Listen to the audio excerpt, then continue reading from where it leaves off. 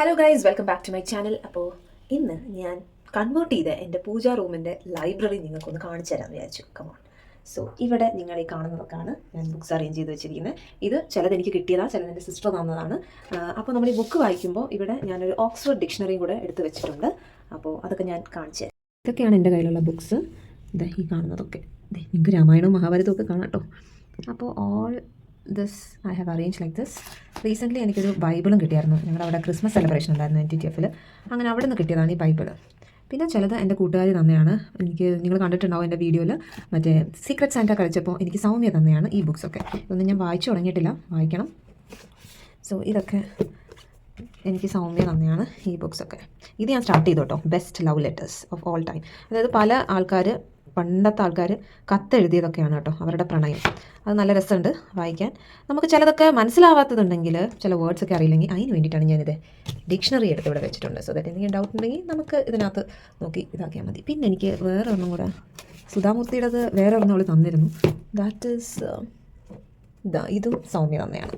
Yes, ഈ 4 ബുക്കാണ് എനിക്ക് സൗമ്യ തന്നത്. Here there and everywhere സുധാമൂർത്തിയുടെ.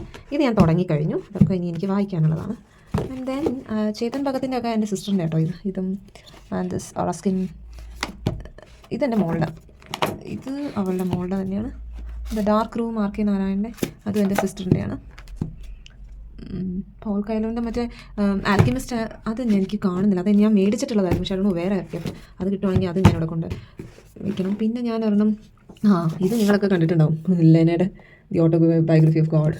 പക്ഷെ എല്ലാവർക്കും ഓട്ടോബയോഗ്രഫി ഓഫ് ഗോഡ് എഴുതേണ്ടതാണ് കേട്ടോ. അത് ലേറ്റർ ഓൺ നിങ്ങൾ എഴുതും. അങ്ങനെയാണ്. പിന്നെ ഞാനിവിടെ ഒരു ചെറിയ ഷോ പീസ് വെച്ചിട്ടുണ്ട്. ഇതൊരു ക്രിസ്റ്റലിൻ്റെ ഇതുപോലെയാണ്. ആൻഡ് ഇത് വന്നിട്ടൊരു ചെറിയ, എന്താ പറയുക, ലൈറ്റിങ്ങും കാര്യങ്ങളും. പക്ഷേ ദാറ്റ്സ് നോട്ട് ഹാപ്പനിങ്. വരുന്നുണ്ട് കേട്ടോ. ഞാൻ ഈ ലൈറ്റ് ഒന്ന് ഓഫ് ചെയ്തിട്ട് നിങ്ങൾക്ക് കാണിച്ചു തരാം. അപ്പോൾ ചിലപ്പോൾ വെട്ടം വരും. Let me see. ഷോ ഇതേ കണ്ടോ?